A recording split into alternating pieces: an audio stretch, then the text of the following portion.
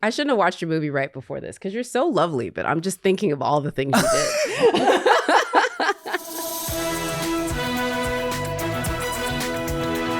Hello, I'm Jacqueline Coley. Welcome to Seen on the Screen from Making Universal and Rotten Tomatoes. We sit down with the people behind the stories that move us and ask, what have you seen on the screen that made an impact?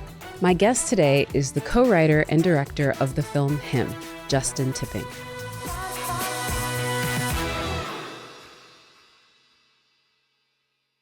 Justin, welcome to Seen on the Screen. Thanks for having me. Okay, I have to start with this question. It's one we ask everyone. Tell everyone who you are, what you do, and how it relates to the folks here at NBC Universal. My name is Justin Tipping. I am the co-writer and director of Him, a motion picture for Universal Studios. That's kind of cool to say. Listen. It is trippy. It is. So this is a very big moment for you as a filmmaker to have this sort of like huge rollout for a film produced by Jordan Peele. I mean, it's a pretty big deal. But it started as just an idea by a passionate film fan. So I'd love for you to talk a little bit about sort of how the journey of Him started. So it was originally a Blacklist script that came across my desk. Monkeypaw wanted a writer-director to make it their own. I had actually met Jordan back in like 2017 after my first feature, Kicks, had come out. It was a tiny little indie.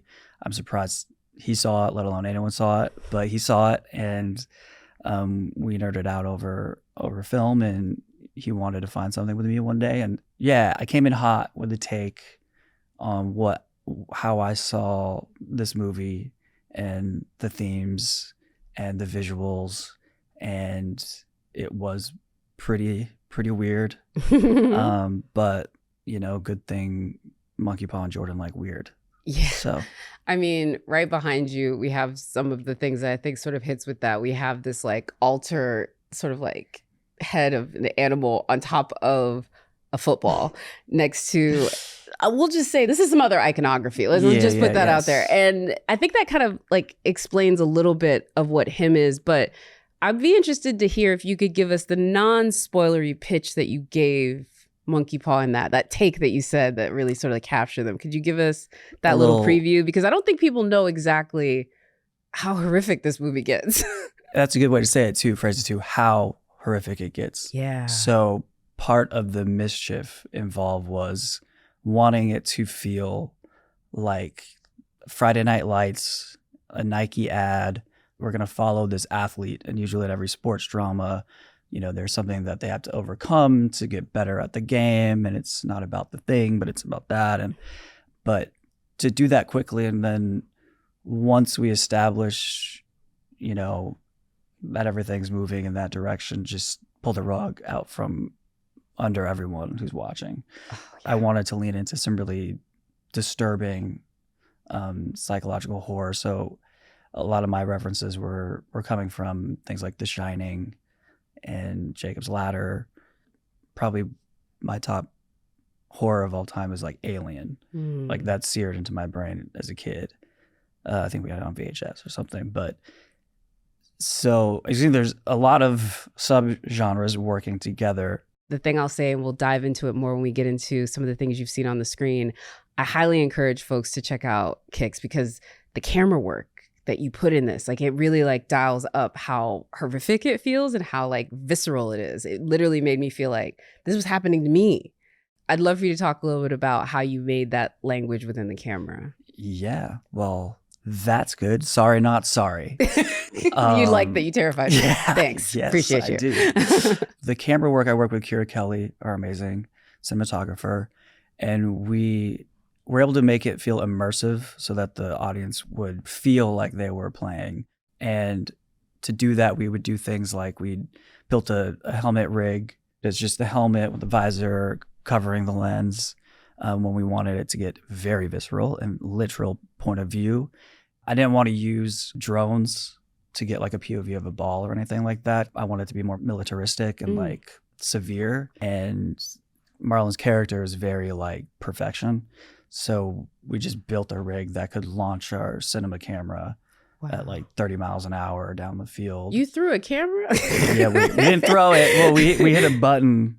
Our grip made something where he just went boop, and it went boom, like a rocketed the actual camera. So we could retain like the 4K and all of those things that were make the film visually arresting without compromising. So that's another approach we had, and also working with our composer Bobby Krillick and our sound design, where we would take a lot of actually sampled all kinds of crazy sounds from like MRI to CAT scan to the goalpost vibrating. We would just record those on set, crowds cheering and screams, actual athletes like breath and bodies, and that all collapsed into score.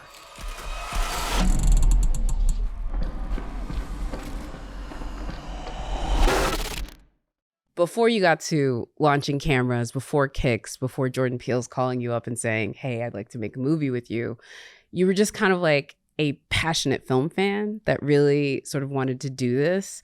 I'm curious for you, looking back to this point so far, what do you think has been that most pivotal moment that made you feel like, oh, I can do it? Like, this is legit. This is about to happen. For one, I went to undergrad like playing soccer and was like busy econ because I didn't know what to do, and switched and had to make that call to film theory. But even getting into AFI with the shorts that I was just making with friends, I was flabbergasted because I didn't get it anywhere else but there. And was like, well, okay. And my first short that I like actually made won a Student Academy Award, and I went to like Berlin and did like the festival run. I remember my parents attending one of them because they were like, what are you doing? Like, what is this? Yeah. Like, great, you're gonna like move in and like we'll support you for your entire life or something. But they saw like Jake Gyllenhaal or something was there, and then they were like, oh my gosh, that's incredible. And then I was like, see, I'm him. Yeah. Mom, you like Jake? How do you like them apples? Having a short that's seen widely. No, that's huge. Yes. We're gonna dive into our not popcorn buckets. We've got a new hymn twist. We have our chalices of quotes and questions. Ooh, wow. So very first, we're gonna do quotes. I'm TS motherfucking A. We handle shit. That's what we do. Consider the situation fucking handled. Get out. Yes. I think that's the power in Jordan's cinema.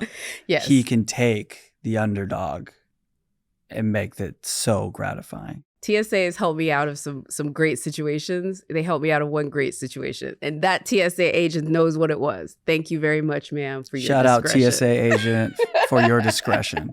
Whoa, this sounds like a little, what was in the suitcase?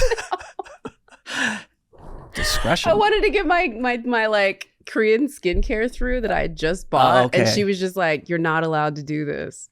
Korean skincare is not cheap either. Thank you. It's not. I want to ask you though, what was your experience with Get Out? Yeah, I saw it at theater. Yeah. And people were having a great time. Exactly. Especially that end had me and the audience at the, like, don't do it, you know, the push and pull. Yeah. Did you put things in him like that where you were like, I'm doing this because I want people to scream at the screen? Because personally, mission accomplished for me.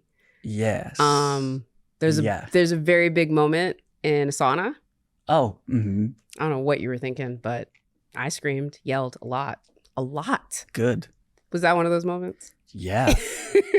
Absolutely. I think about the audience part. Yeah. In fact, like waiting for the offbeat.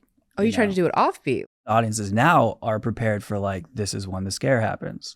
You can like almost count like and that's when you expect it. So you can pick a half beat before, after, because that's when, wow. Music. It's jazz. It's just, okay. I love this. So tell us, when did you meet Jordan actually for the first time? So I met Jordan when he had just started Monkeypaw Productions. So he had just won the Academy Award, and Kicks had just kind of like come out. Okay. And that's when I got a call. I was like, Jordan Peele wants to meet you. And I was like, wait, what? Why does what Academy Award winning Jordan Peele Get Out like wants to meet me and wanted to talk about my tiny little movie kicks. Very So- amazing movie, by the way, and folks should definitely check it out. Lovely job. All right, we're gonna move on to our next quote. Okay. Sorry, this is so funny. I shouldn't have watched your movie right before this because you're so lovely, but I'm just thinking of all the things you did. Because this is coming. There's blood, guts, and asses everywhere. Someone's gone all crazy, son. That is Scary Movie. Shorty, Yes, thank you. played by Marlon motherfucking Wayans. So, because he's so iconic for so much of his comedy, I know that like I've seen him do more dramatic stuff, like when he was in, like, in Respect and some of the other stuff he's done more recently. But when did you know that he could be this literal, like, I don't know, incarnate of evil that he becomes in this movie? I feel like I knew Sam, like getting the script and like, oh, I just know I know what to do with this. It was like, who should embody this quarterback? And it was another like Marlon Wayans would be perfect. Because I also know from like Requiem for a Dream, and I know just what his range is. I just don't think he was really ever given an opportunity to showcase it as like a leading man in a movie in this kind of role. There was times on set where we were like, oh, we're making a movie because his performance would just blow everyone away. He's also a goat himself. Yeah. I mean, he grew up with like, he's got stories with like Richard Pryor coming over when he's like 8 and messing with his, siblings. And so he carried a lot of that experience to the role already. So instead of trying to find somebody who was built like physically like a quarterback and trying to work with their performance or draw from something, it just made sense to go with someone like him and put him through the workout. Yeah. Which he transformed his mind, body, and soul for this role, and I think it's going to be felt because he is terrifying. He really is. Yeah. No. And your camera does not flinch away from anything that he does. Like, and it's, y'all are not ready. Yeah. And then because you added that particular ingredient, you had to bring the other side of that with Tyreek. So talk about finding that, because he's not a discovery. He's done other things before, but this is a discovery moment for him for a lot of people. I, had seen his episode of Atlanta and loved that. But no, he hadn't done like a big studio thing or as the leading man or number one on a call sheet in this kind of way. So I actually remember watching his IG and I saw a speech he gave to the cast and crew after that episode of Atlanta. Oh, yeah. And he's actually like so different, which was a great time, and was so sincere. And because, he's like 6'5", like towering athlete build, and played, football himself and sports. So watching that and how soulful he like was as a human and grounded, because he had not yet experienced, the things that Marlon Wayans had seen. Mm. They both paralleled the characters in the story. Someone who's about to enter the draft, someone who's on the precipice of stardom and being shepherded in by someone who's already gone through it, and watching them go at it. Is Tyreek starting to like outperform him on some scenes, and Marlon says a little, what the hell? Like, what? Yeah, there was a bit of a ooh. The dynamic of the characters. So then Marlon resorted to just playing pranks on Tyreek. Basically, is what happened. I saw them at CinemaCon, and I honestly feel like it's like a familial bond at this point, man. They're dynamic. It's like the joint charisma of the two of them together is like sad to say, because they both bring so much individually. It's scary when you see it on screen. Yeah, I dig it. Final quote. Okay, you ready? Yes. In this game, violence is rewarded, so learn to enjoy it. Skincare. No. Him. Nailed it. The violence that you talk about with this one, I think, is interesting too, because there's a lot of stunts that are not sports related that you had to film for this one to get like the blood and just like the practicalness of it. And I don't think any of that CGI. Like, I felt like those are blood splatters. I felt like that y'all are bending things to make it look like bones. So I'd love for you to talk a little bit about the crafts that you put into that. The horror involved with the things off the field were all pretty lo-fi. We tried to do everything as practical as we could. because I do think everyone automatically knows when something was done in post or VFX and it's kind of phoned in and something not quite right. The same way I watch a sports movie and it's like, oh, that are definitely editing together the basketball dribble through the legs to a shot of where like Tyreek is doing all his own throwing and he hits the upright with the ball. He does. He actually. Sorry, there's a shot in the film where he literally like aims a ball to the upright. So he did that in real life. Wow. Yeah, we use prosthetics. We use real blood. Wait a minute, is it real blood? No, well, I mean, no, it's okay. prop is it blood. called real blood in like REEL blood, or is now it? It is. Oh, yes. I was expecting this to be like, okay, when they make the prop blood, it comes in a package and it's called real blood. I put way too much thought into this. I thought it was like, oh, this is a thing. No, it's not. That could be a skincare line, though. Oh my God, why are you coming after me about this? Very good job. Excellent. 3 out of 3. Actually, I'm going to have you help me with this one. Can you hand me? Savers on 3, savers on me. 1, 2, 3, savers. I'm sorry. I need more instructions if I'm going to do cheers. These are true false questions. Ooh, okay. The character of Albert in your 2016 film Kicks was played by the son of Notorious B.I.G. True. Absolutely. C.J. Wallace. C.J. Wallace. I mean, it's been a minute since Kicks. Have you had any time to sort of reflect on that moment and like what that film has sort of like done? Because you call it a small film, but I remember when it came out, everybody talked about the camera work. Everyone talked about the visuals, and it was like this huge moment in filmmaking. Does it still come up to you very often? Do people still like, yeah. I mean, that's amazing to hear. Yeah, Kicks does come up still, and it came up in relation to this movie. The people at Monkeypaw saw the correlation, the path, and because that at the time for me was like my coming of age story, and it was kind of setting people up in the first act to feel like a buddy thing that then devolves and becomes something else, and kind of explores that absurdity of masculinity. And in that film, right, the shoes are the commodity fetishism. And that's what I was exploring. And this, it felt like now I've gotten older, time's passed. And I actually, when I was pitching on this, said it felt like for me, this is like the maturation of that story where this is now what happens when the athlete becomes a commodity. Oh, that's really interesting. Excellent. True or false? The 1995 film Laen was shot entirely in color and then printed in black and white. That's true. Yes. That's one of my favorite films. It's one of my favorite Kazovich. films. Yeah. Talk about it. Whew, talk about it. My God, where to start? Actually, even that Criterion Collection, the director's commentary is one of like the best film schools ever. Seriously though. I mean, talk about Kicks. That was a heavy influence on Kicks. And just the time crunch over like 2 days. Although Kicks was actually just, I stole the plot of The Bicycle Thief, the Italian Nero film. But also, so did Pee Wee Herman's Great Adventure. So, whatever. If it's a good plot, you can... Now we're going to be like, I got to go watch Pee Wee Herman's Great Adventure I was just about to say. Because it's basically an Italian neo-realist film. Yeah. But, what was I saying? Oh my gosh. Skincare. Skincare. I'm on one. You okay?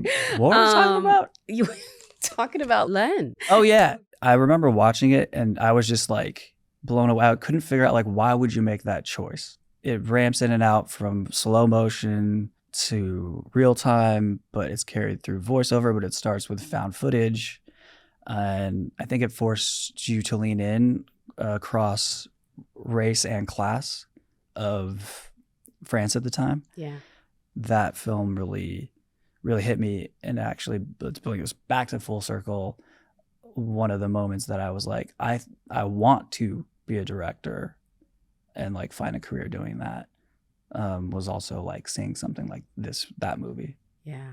I don't know if it's in that Criterion, but I think Jodie Foster does an intro on one of the like DVDs for this movie because she was like obsessed with it. And one of the reasons why it actually got released in the United States, like Jodie Foster was like really kind of instrumental in that. And she's on like one of the DVD commentaries. Vincent Cassel's first movie or something, yeah, right? yeah. Yeah. And that dolly shot where they fake out in the mirror, like that's the one where he Oh like my breaks God. that down Yep. on the DVD. Love Actually, that there's a shot in Kicks that a complete one for one. If the moment he gets his shoes, he's just standing in the middle of the road, and we do a zolly in, and there's a shot in Lane where they're just standing on an overpass, and they just do a random zolly. Love that movie. And, you know, All right. Final true or false. In the movie Him, the exterior of the compound Cap. owned by Marlon Wayans' character, Isaiah White, is actually a space facility in Truth or Consequences, New Mexico. True. Lovely. The building is called Spaceport America, a literal airport for space travel. It is literal airport for space travel. The sets of Him have their own character and personality, and it sort of adds to this atmosphere, because I think if you walked into this movie and you went into like a scary mansion, you would know what it's about, but you made it scary with like the modernity of it. I definitely didn't want to like go back to the well in terms of the horror trope, although it lives in the same space as a Nosferatu or Ex Machina, still this Frankenstein of you're in a house, you're in a place, and you don't know who the monster is. And you don't know what's wrong, but something's off. I love the idea that we were in a desert and it was very brutal.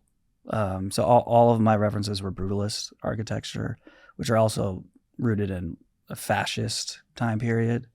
And so Marlon's character and his approach to life is kind of void. So it's very stark, modern, and empty, like my soul. But it's also beautiful. Yeah. And that was the important part. Like if you look at Tom Ford's house in that area too, he has one, there's simple like concrete, but like elegant curves, lines. And it's so seductive because this movie is so dark and fucked up. We had to put a sheen on it, the pomp and circumstance, to be like, yeah, no, everything's great. So we were basically, I was trying to gaslight an audience visually to just keep going along with it. The same way our character, Cameron Cade, played by Tyreek, is sucked into a world. And even when things are so strange, justifying why he'd stay from an emotional point of view, it was important to make it as like sexy as possible. Yeah. So it's a very good movie. Well made. It's a very good movie. Well made. Let's transition to rapid fire.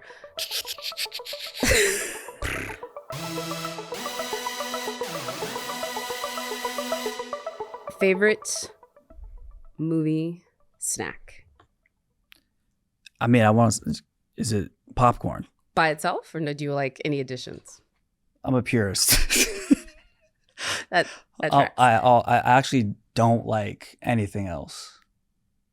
It actively makes me upset, kind of like thinking about it. Wow, I don't want to tell you what I do then. You're going to be like, no. What was the last show that you binged?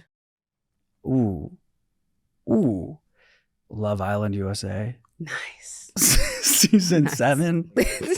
Unfortunately, I was wrapped up in it. They actually say this. Most creative people, especially when they start working on things, they all watch reality television. Like Seth Rogen, dude, just did an Emmy award-winning show, and he's at 80 million Emmy award-winning shows. We got to get to the bottom of that. Going to the movie theater alone, yes or no? Yes. Mostly, or are you like a group? Mostly like a tandem, usually, okay, or a group, but I'll absolutely fine. When I was growing up, I was like, that's weird. Like that, something's wrong. But now I'm like, I get it. No, I get it. Is there an actor or filmmaker that you'll always show up for? Yeah, Paul Thomas Anderson, probably always. Favorite classic Universal film? Hands down, this isn't even a competition. Land Before Time. That is us. Wow. You are the... Has anybody else said that? One of one. What's your favorite horror movie of all time? One of my favorite watches was Let the Right One In. Yes. The OG. Love that one. Yeah, that's a messed up romance. But it's amazing. Sorry. It's almost like a love triangle, actually. It is a love triangle, but it's deep love. Formative. Yeah. Come on. Justin, this was amazing. Thank you so much for sharing some of the things that you've seen on screen, and congratulations again for him. Thank you so much.